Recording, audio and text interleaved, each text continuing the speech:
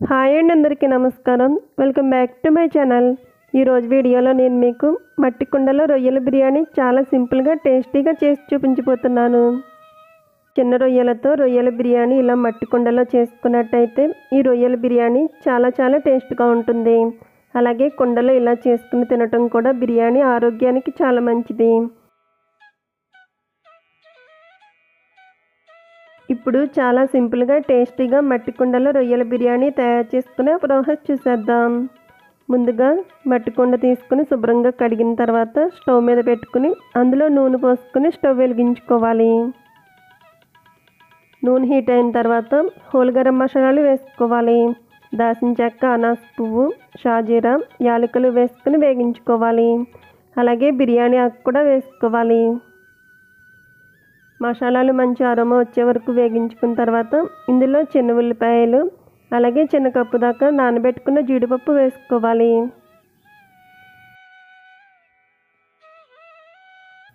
వీటిని 2 నిమిషాలు వేగించుకున్న తర్వాత ఇందులో సన్నగా పొడుగ్గా కట్ చేసుకున్న పచ్చిమిర్చి చీలికలు, అలాగే 2 రెమ్మల కరివేపాకు కూడా వేసుకోవాలి. ఇవి ఆయిల్లో ఇలా వేగుతున్నప్పుడు ఇందులో చిన్న కప్పు దాకా ఆయిల్లో వేగించి పెట్టుకున్న రొయ్యలు వేసుకోవాలి.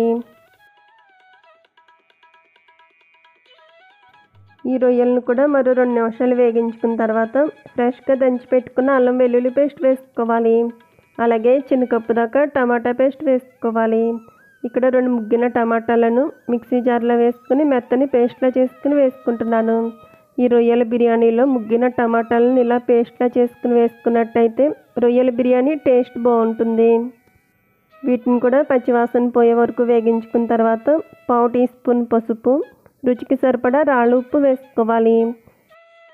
అలాగే స్పైసీకి సరిపడా కారం వేసుకున్న తర్వాత ఇందులో 1 స్పూన్ దాకా హోమ్మేడ్ బిర్యానీ మసాలా పొడి వేసుకోవాలి.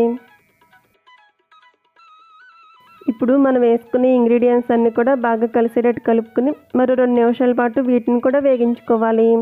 ఇవి ఇలా వేగిన తర్వాత ఇందులో ముందుగా కడిగి నానబెట్టుకున్న బియ్యం వేసుకోవాలి. బియ్యం వేసుకుని వీటిని కూడా 2 నిమిషాలు ఆయిల్లో వేగించుకున్న తర్వాత ఇందులో వాటర్ యాడ్ చేసుకోవాలి. గ్లాసున్నర బియ్యానికి 3 గ్లాసుల దాకా వాటర్ పోసుకోవాలి. ఈ కొలతలతో పోసుకున్నట్టయితే ఈ రొయ్యల బిర్యానీ పొడి పొడిలాడుతూ ఉంటుంది.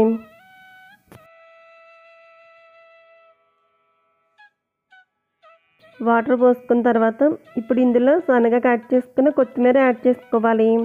అలాగే 1 స్పూన్ దాకా కమ్మటి నెయ్యి వేసుకుని ఒకసారి కలుపుకుని మూత పెట్టి మంటను మీడియం ఫ్లేమ్లో పెట్టుకుని మూత పెట్టి 20 నిమిషాల పాటు ఉడికించుకోవాలి. 20 నిమిషాల పాటు మంటను మీడియం ఫ్లేమ్లో పెట్టి ఉడికించుకున్న తర్వాత ఇప్పుడు మూత తీసి ఒకసారి అంతా కూడా బాగా కలిసేటట్టు కలుపుకుని మళ్ళీ మూత పెట్టి మరో 10 నిమిషాల పాటు మంటను లో ఫ్లేమ్లో పెట్టుకుని ఉడికించుకుని స్టవ్ ఆఫ్ చేసుకోవాలి. ఇప్పుడు మట్టి కుండ పైన మూత తీసి ఇందులో సన్నగా కట్ చేసుకుని కొత్తిమీర వేసుకోవాలి. ఈ ప్రాసెస్లో చేసుకున్నట్టయితే మట్టి కుండలో రొయ్యల బిర్యానీ చాలా టేస్ట్గా ఉంటుంది.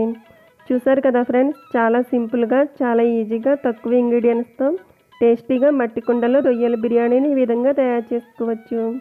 సో ఫ్రెండ్స్, ఈ వీడియో నచ్చితే లైక్ చేయండి. అలాగే మీ ఫ్రెండ్స్ అండ్ రిలేటివ్స్కు షేర్ చేయండి. Thank you for watching video friends.